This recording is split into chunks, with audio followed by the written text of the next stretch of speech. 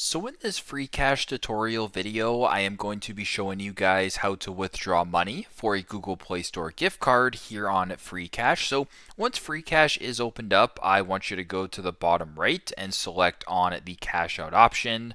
Once you're on this page right here, the cash out option, you can go ahead and check how much you have in your balance and how much money you're actually able to cash out. Now, if you wanted to cash your money out in exchange for a Google Play gift card, simply just scroll down to get to the Google Play option right here. A bunch of different ones, right, for $10, 25, 50, etc. In my case, I would just select withdraw now for $10. Now, if you don't have enough money, it'll come up with this screen, but if you have enough money, for example, that you're able to actually withdraw and turn this into a Google Play gift card, press on this option and then proceed with the next steps that way. So pretty simple, pretty straightforward, but that is how you guys can withdraw money for a Google Play Store gift card here on Freecash. Thanks again for watching, and I hope this video helps.